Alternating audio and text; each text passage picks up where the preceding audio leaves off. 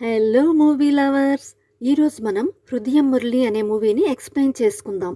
తన లవ్ని ఎక్స్ప్రెస్ చేయలేని ఒక అబ్బాయి తన లైఫ్లో ప్రాబ్లమ్స్ని ఎలా ఫేస్ చేశాడు, వన్ సైడ్ లవ్గానే మిగిలిపోయే హీరో ప్రేమ కథకి ఏమైంది, ఇవన్నీ తెలుసుకోవాలంటే మన వీడియోని ఎండింగ్ వరకు చూడాల్సిందే. ఇంకా లేట్ చేయకుండా let's get started. Movie starting flight జర్నీతో స్టార్ట్ అవుతుంది. ఆ ఫ్లైట్లో మన హీరో అయిన ఇదయ్యాకి ఒక బిజినెస్ మ్యాన్తో పరిచయం అవుతుంది. వాళ్ళు అలా మాట్లాడుకుంటున్నప్పుడు ఇదయ్యాని తన స్టోరీ చెప్పమని ఆ బిజినెస్ మ్యాన్ అడుగుతాడు. దాంతో ఇదయ్య తన గురించి చెప్పడం స్టార్ట్ చేస్తూ సీన్ 1990లోకి వెళ్తుంది. ఇదయ్యాకి అమ్మా నాన్న లేకపోవడంతో అతను వాళ్ళ మామ దగ్గర పెరుగుతాడు. వాళ్ళ మామ అతన్ని చాలా బాగా చూసుకుంటాడు. అలాగే ఇతనికి వాళ్ళ స్కూల్లో ఇద్దరు బెస్ట్ ఫ్రెండ్స్ కూడా ఉంటారు. వీళ్ళు ఏం చేస్తూ ఉన్నా కూడా వీళ్ళు ముగ్గురు ఖచ్చితంగా కలిసే ఉంటారు. ఒకరోజు వీళ్ళు ముగ్గురు కలిసి టీవీ చూస్తున్నప్పుడు ఒక రొమాంటిక్ సాంగ్ వస్తుంది. అందులో ఒక కిస్ సీన్ రావడంతో ఇదయ్యం అడుగుతాడు వీళ్ళు ఏం చేస్తున్నారని.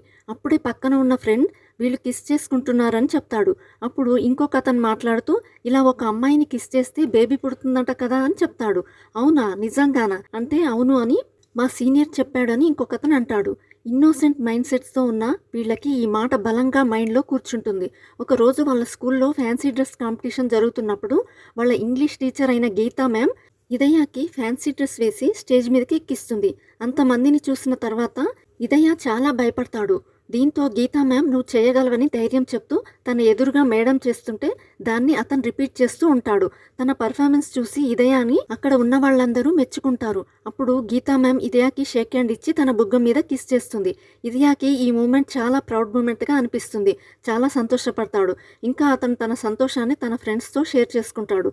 అప్పుడు వాళ్ళ ఫ్రెండ్స్ మాట్లాడుతూ ఏంటి మేడం నిన్ను కిస్ చేసిందా, అయితే మేడంకి బేబీ పుడుతుంది, దానికి రీజన్ నువ్వే అవుతావని అతన్ని భయపెడతారు. ఇదయ్య ఫుల్ టెన్షన్ పడిపోయి ఆ రోజు నుంచి మేడంని అబ్జర్వ్ చేస్తూ ఉంటాడు. అప్పుడే వీళ్ళకి హాలిడేస్ కూడా వస్తాయి. హాలిడేస్ అయిపోయిన తర్వాత మళ్ళీ స్కూల్కి వస్తే మేడం నిజంగానే ప్రెగ్నెంట్గా ఉంటుంది. ఇప్పుడు ఇదయ్యాకి టెన్షన్గా ఉంటుంది. మేడంకి మాత్రం ఏం ప్రాబ్లం రాకుండా బాగా చూసుకుంటూ ఉంటాడు. ఒక రోజు రాత్రి ఫుల్గా వాన పడుతూ ఉన్నప్పుడు ఇదయాకి తెలుస్తుంది మేడం ఇంట్లో ఒంటరిగా ఉందని. అప్పుడు అతను వాళ్ళ ఫ్రెండ్స్ని తీసుకొని మేడం ఇంటికి బయలుదేరుతాడు. అక్కడికి వెళ్ళి చూస్తే నిజంగానే మేడం పెయిన్స్తో బాధపడుతూ ఉంటుంది. తను ఎంతమందికి ఫోన్ చేసినా ఎవ్వరూ రెస్పాండ్ అవ్వరు. దీంతో ఇదయ్య మేడంని హాస్పిటల్కి తీసుకెళ్లాలని వెళ్ళి ఆటోని తీసుకొస్తాడు. దీంతో ఆ ముగ్గురు ఫ్రెండ్స్ కలిసి మేడంని హాస్పిటల్కి తీసుకెళ్తారు. కానీ హాస్పిటల్లో అడ్మిట్ చేయాలంటే ఫామ్ ఫిల్ చేయాల్సి ఉంటుంది. ఆ ఫామ్లో హస్బెండ్ సంతకం ప్లేస్లో ఇదయ్య తన సంతకం చేస్తాడు. వీళ్ళని హాస్పిటల్లో డ్రాప్ చేసిన ఆటో డ్రైవర్ మాట్లాడుతూ నేను వీళ్ళ పేరెంట్స్కి ఇన్ఫామ్ చేస్తాను, వాళ్ళు ఇక్కడికి వస్తారు, ఇంకా మీరు ఇంటికి వెళ్ళిపోండి అని చెప్తాడు. కానీ ఇదయ్య మాత్రం హాస్పిటల్ వైపు చూస్తూ మేడంని చూడాలనుకుంటాడు. అప్పుడు ఆటో డ్రైవర్ మాట్లాడుతూ స్కూల్లో ఉన్నప్పుడు చాలామందికి వాళ్ళ టీచరే క్రష్గా ఉంటుంది, ఇది నీ తప్పు కాదులే అని చెప్పి వాళ్ళని ఆటో ఎక్కించుకొని అక్కడ నుండి తీసుకెళ్ళిపోతాడు. ఇప్పుడు మనకు సీన్ మళ్ళీ ఫ్లైట్లో చూపిస్తూ ఇదయ్య ఆ బిజినెస్ మ్యాన్తో మాట్లాడుతూ కనిపిస్తాడు. చూసారా సార్, 10 ఇయర్స్ ఏజ్లోనే నా ఫస్ట్ లవ్ ఎలా ఉండేదో అని చెప్తాడు.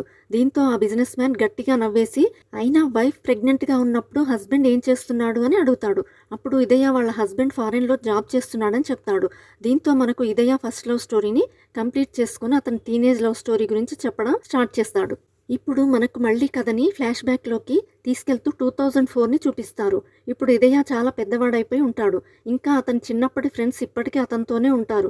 కానీ ప్రతిరోజు సాయంత్రం 5 అవ్వగానే ఇదయ్య వాళ్ళ ఫ్రెండ్స్ని వదిలేసి ఇంకొక ఫ్రెండ్తో బైక్ మీద వెళ్ళిపోతాడు. ఆ బైక్లో వచ్చే అతని పేరు సుధాకర్. ఈ ఇద్దరు ఫ్రెండ్స్ మాట్లాడుకుంటూ ఇతను సుధాకర్తో ప్రతిరోజు ఎక్కడికి వెళ్తున్నారో చెక్ చేయాలని అనుకుంటారు. అప్పుడు వీళ్ళు ఇదయ్యని ఫాలో అవుతారు. ఇదయ్య సుధాకర్తో కలిసి ఒక టెన్నిస్ కోర్ట్కి వెళ్తుంటాడు. వీళ్ళు వెళ్ళేది టెన్నిస్ ఆడడానికి కాదు, అక్కడికి వచ్చే శామ్ అనే ఒక అమ్మాయిని చూడ్డానికి. కానీ ఆ శామ్కి రోజు ఒక అతను తనని చూడ్డానికి వస్తున్నాడనే విషయమే తెలియదు. ఇంకా ఇదయ్య శామ్ ఏ ట్యూషన్లో అయితే జాయిన్ అయిందో అతను కూడా అదే ట్యూషన్లో జాయిన్ అవుతాడు.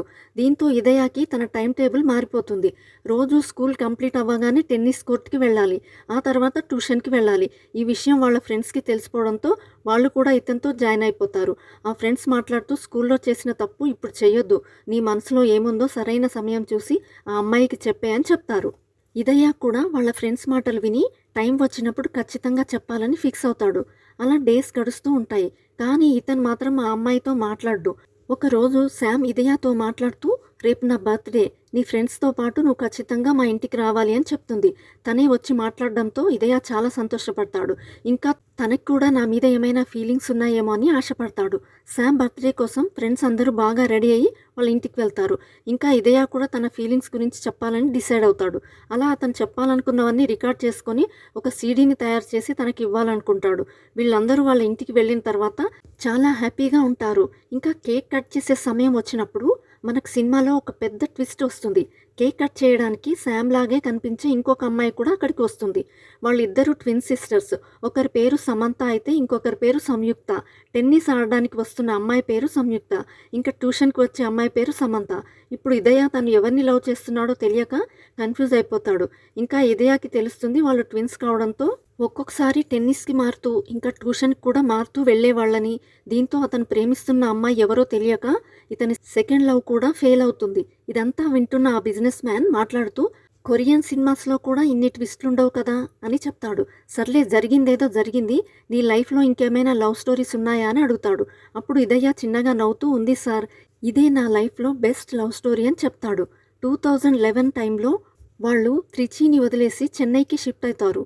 ఇతను వాళ్ళ మామతో పాటు చెన్నై వెళ్ళిపోతే వాళ్ళ ఫ్రెండ్స్ కూడా ఇతనితో పాటు వచ్చేస్తారు. వీళ్ళ మామ అక్కడ డిటీవీ అనే ఛానల్ని ఓపెన్ చేస్తే వీళ్ళ ఫ్యామిలీ మొత్తం ఆ ఛానల్కి సపోర్ట్గా వర్క్ చేస్తూ ఉంటారు. ఆ సమయంలో ఒక వరల్డ్ కప్ మ్యాచ్ జరుగుతుంటుంది.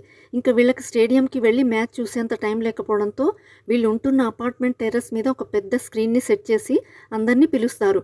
ఇంకా అక్కడికి వచ్చిన వాళ్ళందరూ ఫుల్గా ఎంజాయ్ చేస్తూ ఉంటారు.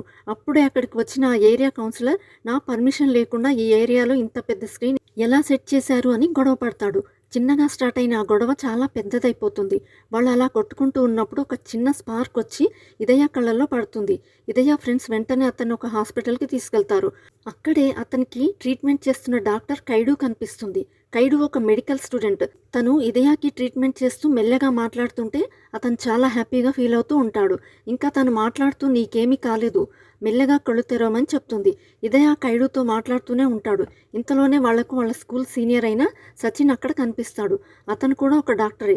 ఇదయ సచిన్తో మాట్లాడుతూ బ్రో నువ్వే కదా మాకు చెప్పింది కిస్ చేస్తే ప్రెగ్నెంట్ అవుతారని, నువ్వెలా డాక్టర్ అయ్యావు అని అడుగుతాడు. అప్పుడు సచిన్ మాట్లాడుతూ అదంతా చిన్నప్పుడు రా, ఇప్పుడు మనం పెద్దవాళ్ళం అయిపోయామని చెప్తాడు. ఇంకా సచిన్ తన గర్ల్ ఫ్రెండ్ లేడుతో పాటు కైడుని కూడా వాళ్ళకి పరిచయం చేస్తాడు. ఇంకా వీళ్ళందరూ థిక్ ఫ్రెండ్స్గా మారిపోయి ఫుల్గా ఎంజాయ్ చేయడం స్టార్ట్ చేస్తారు. ఇదయాకి చిన్నప్పటి నుండి ఒక చెడ్డ అలవాటు ఉంది. అతను ఎప్పుడూ కూడా తన మనసులో ఉన్న మాటను తను ప్రేమించిన అమ్మాయికి చెప్పడు.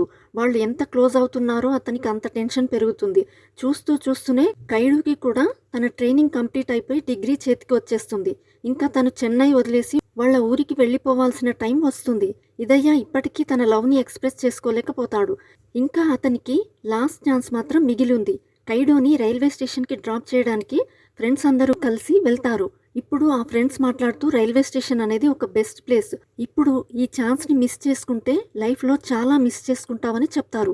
ఇంకా తను కూడా చాలా ధైర్యం తెచ్చుకొని తనని ప్రపోజ్ చేయాలని రెడీ అవుతాడు. ఇదయ్య పడుతున్న టెన్షన్ని చూసి కైడోకి కూడా అర్థమైపోతుంది తనతో ఏదో చెప్పాలనుకుంటున్నాడని. కానీ ఇదయ్య మాత్రం ఎప్పట్లాగే ఒక్క మాట కూడా మాట్లాడదు. ఇంకా ట్రైన్ కూడా అక్కడి నుండి వెళ్ళిపోతుంది. ఇంకా ఇతని ఈ లవ్ స్టోరీ కూడా ఇన్కంప్లీట్గా మిగిలిపోతుంది. ఇతని స్ట్రగుల్ని వింటున్న ఆ బిజినెస్ మ్యాన్ మాట్లాడుతూ ఈ వరల్డ్లో లవ్ని ఎక్స్ప్రెస్ చేసుకోవడమే ఒక పెద్ద టాస్క్, దీనికి మించిన టాస్క్ ఏదీ లేదేమో అని చెప్తాడు. ఇంకా అతను ఇదయ్యతో మాట్లాడుతూ నీకు ఇంకేమైనా లవ్ స్టోరీస్ ఉన్నాయా అని అడుగుతాడు. ఇదయ్య మళ్ళీ చిన్నగా స్మైల్ ఇస్తూ సార్ ఈసారి వచ్చిన అమ్మాయి నా లైఫ్నే మార్చేసింది అని చెప్తాడు. ఇప్పుడు మనకు సీన్ని 2019కి తీసుకెళ్తారు. ఇదయ్య వాళ్ళ మామ స్టార్ట్ చేసిన లోకల్ టీవీ ఛానల్ ఇప్పుడు నేషనల్ ఛానల్గా మారిపోతుంది. ఇప్పుడు ఆ ఛానల్ మొత్తాన్ని ఇదయ్య మెయింటైన్ చేస్తూ ఉంటాడు. వాళ్ళ ఫ్రెండ్ సచిన్ నుంచి కాల్ వస్తుంది. అతని పెళ్లి మదురైలో ఫిక్స్ అయిందని వాళ్ళ ఫ్రెండ్స్ అందరినీ ఇన్వైట్ చేయడానికి కాల్ చేస్తాడు. కానీ పెళ్లి కూతురు తను ప్రేమించిన అమ్మాయి లేడో కాదని వేరే అమ్మాయి అని చెప్తాడు. వాళ్ళిద్దరికి సెట్ అవ్వలేదంట, అందుకే విడిపోయామని సచిన్ సింపుల్గా చెప్పేస్తాడు. ఇంకా ఈ ఫ్రెండ్స్ అందరూ కలిసి సచిన్ పెళ్లి కోసం మదురైకి వెళ్తారు. అక్కడికి వెళ్ళిన వెంటనే పెళ్లి కొడుకు వీళ్ళ కోసం ఒక కార్ని అరేంజ్ చేస్తాడు. ఆ కార్లో ఒక అమ్మాయి కూర్చొని ఉంటుంది. ఆ అమ్మాయి ఎవరో కాదు, ట్విన్ సిస్టర్లో ఒక అమ్మాయి అయిన సమంత. ఇదయ తనని గుర్తుపడతాడు. ఇంకా సమంత కూడా తనని గుర్తుపడుతుంది. కానీ ఇప్పటికీ ఇదయకి క్లారిటీ లేకుండా నువ్వు సమంతానా సంయుక్తానా అని అడుగుతాడు.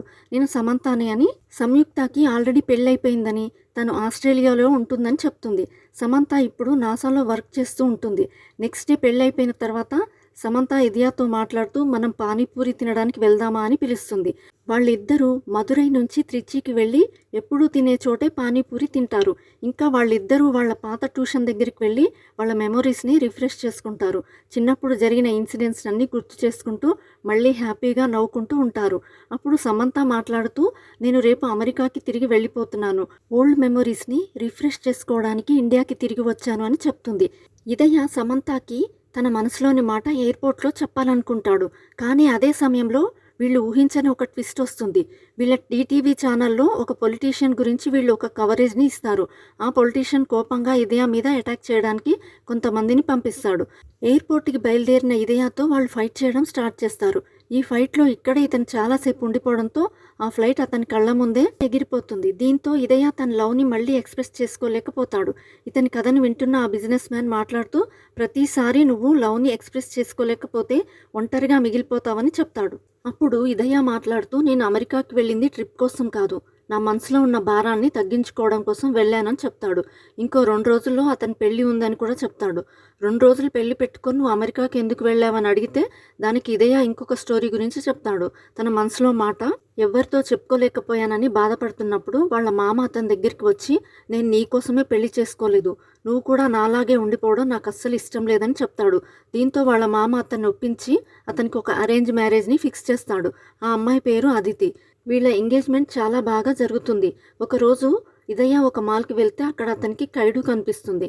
ఇప్పుడు ఖైడు తనతో మాట్లాడుతూ ఆ రోజు రైల్వే స్టేషన్లో నిన్ను ప్రపోజ్ చేద్దామనుకున్నాను, కానీ నాకు ధైర్యం సరిపోలేదు, ఇప్పుడు చెప్పినందుకు నాకు చాలా సంతోషంగా ఉంది అని చెప్తుంది. ఇంకా తనకు పెళ్లి అయిపోయిందని, తన లైఫ్ చాలా హ్యాపీగా ఉందని చెప్తుంది. తన మాటలు విన్న తర్వాత ఇదయ అనుకుంటాడు ఆ రోజు నేను ప్రపోజ్ చేసి ఉంటే నా లైఫ్ వేరేలా ఉండేది అని, నేను హ్యాపీగా ఉండేవాడినని.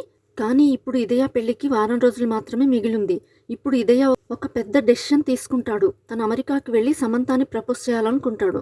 అప్పుడు వాళ్ళ ఫ్రెండ్స్ కోపంగా మాట్లాడుతూ ఏమని ప్రపోజ్ చేస్తావు, నేను నిన్ను ప్రేమించేవాడినని ప్రపోజ్ చేస్తావా లేదా నిన్ను ప్రేమిస్తున్నాను అని ప్రపోజ్ చేస్తావా అని అడుగుతారు.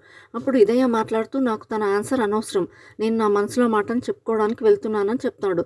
అలా ఇదయ వాళ్ళ ఫ్రెండ్స్ని తీసుకుని అమెరికాకు బయలుదేరుతాడు. సమంత ఇదయాని చూసి చాలా సంతోషపడుతుంది. వాళ్ళు అమెరికా మొత్తం తిరుగుతూ 4 రోజులు అక్కడే గడిపేస్తారు.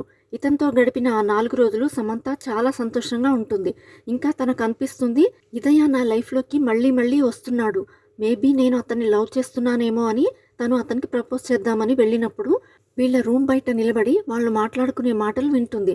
వాళ్ళ ఫ్రెండ్స్ చెప్తూ ఉంటారు నీ పెళ్ళికి ఇంకా 2 రోజులే టైం ఉంది, సమంతకి ఇన్విటేషన్ ఇచ్చేసి మనం ఇక్కడ నుండి త్వరగా బయలుదేరాలి అని చెప్తారు. వాళ్ళ మాటలు విన్న తర్వాత సమంత లోపలికి వచ్చి నువ్వు నన్ను చీట్ చేశావని ఏడవడం స్టార్ట్ చేస్తుంది. ఇంకా తను అలాగే అక్కడి నుండి వెళ్ళిపోతుంది. ఇదయ తనని ఆపడానికి చాలా ట్రై చేసినా కూడా తను అక్కడి నుండి వెళ్ళిపోతుంది. ఇంకా వీళ్ళు ఇండియాకి బయలుదేరుతారు. ఇదంతా విన్న ఆ బిజినెస్ మ్యాన్ మాట్లాడుతూ అంతా మన మంచికే జరిగిందనుకుని కొత్త లైఫ్ స్టార్ట్ చేయమని చెప్తాడు. ఇంకా వాళ్ళు ఇండియాకి చేరిపోవడంతో వాళ్ళు అక్కడి నుంచి బయలుదేరుతూ ఉంటారు. బిజినెస్ మ్యాన్ని రిసీవ్ చేసుకోవడానికి వాళ్ళ వైఫ్ అక్కడికి వస్తుంది. తను ఎవరో కాదు, వాళ్ళ English teacher Geetha ma'am. Geetha ma'am ఇదే అని గుర్తుపడుతుంది. ఇంకా వాళ్ళు చాలా సంతోషంగా మాట్లాడుకుంటారు. అప్పుడే ఆ బిజినెస్ మ్యాన్కి అర్థమవుతుంది ఫ్లైట్లో మాట్లాడుకుంటూ ఎగతాళి చేసుకున్న ఆ హస్బెండ్ అతనే అని. ఇదయ పెళ్లి మండపానికి వెళ్ళిపోయిన తర్వాత అతను హ్యాపీగా ఉండడు. వాళ్ళ మామ అతనితో మాట్లాడుతూ నువ్వు సంతోషంగా లేకపోతే ఈ పెళ్లి నేను చెయ్యను అని అంటాడు. కానీ ఇదయ వాళ్ళ మామ మాటకి మర్యాద ఇస్తూ పెళ్లి చేసుకుంటానని చెప్తాడు. అంతలోనే పెళ్లి మండపంలోకి ఆ బిజినెస్ మ్యాన్ ఒక అమ్మాయిని తీసుకొని వస్తాడు. తను ఎవరో కాదు, సమంత చెల్లెలైన సంయుక్త. ఆ బిజినెస్ మ్యాన్ వాళ్ళ మామతో మాట్లాడుతూ మీ అబ్బాయి నా భార్యని ఇంకా నా బిడ్డని కాపాడాడు, అతని లైఫ్ ఇలా అయిపోవడం నేను చూడలేను, అతనికి నచ్చినట్లుగానే తనకి నచ్చిన అమ్మాయితో పెళ్లి చేయండి అని అంటాడు. అప్పుడు ఇదయ ఆ బిజినెస్ మ్యాన్తో మాట్లాడుతూ ఈ అమ్మాయి సమంత కాదు సంయుక్త అని చెప్తాడు. దానికి అతను మాట్లాడుతూ నాకు తెలుసు 2 గంటల్లో అమెరికా నుండి అయితే ఆ అమ్మాయిని తీసుకురాలేను కదా, అందుకే ఈ అమ్మాయిని తీసుకొచ్చాను అని చెప్తాడు. ఇంకా ఇదయ వాళ్ళ మామ అదితి వాళ్ళ పేరెంట్స్ని క్షమాపణ కోరుకుంటూ ఆ పెళ్లిని క్యాన్సిల్ చేస్తాడు. 1 ఇయర్ తర్వాత సమంత స్పేస్ నుంచి ఒక వీడియో కాల్ చేస్తుంది. అక్కడే ఉన్న ఇదయ సమంతతో మాట్లాడడం స్టార్ట్ చేస్తాడు. అప్పుడు సమంత అంటుంది ఈసారి నువ్వే నన్ను ప్రపోజ్ చేయాలని. ఇదయ్య తనని సగం ప్రపోజ్ చేస్తాడు. అప్పుడే కాల్ డిస్కనెక్ట్ అయిపోతుంది. కానీ ఈసారి సమంత తన సగం ప్రపోజల్‌తోనే తన పూర్తి మాటలను అర్థం చేసుకుంటుంది. ఫైనల్లీ వాళ్ళిద్దరూ ఒకటవుతారు. ఇలా మనకు సినిమాని ఇక్కడే ముగించేస్తారు. ఈ వీడియో మీకు నచ్చినట్లయితే లైక్ అండ్ షేర్ చేసి, ఇంకా మీరు ఏ మూవీ అండ్ వెబ్ సిరీస్ వినాలి అని అనుకుంటున్నారో కామెంట్ చేయండి. ఇలాంటి మరిన్ని వీడియోస్ కోసం మన ఛానల్‌ని సబ్స్క్రైబ్ చేయడం మర్చిపోకండి. Thanks for watching. See you all in the next video. Bye.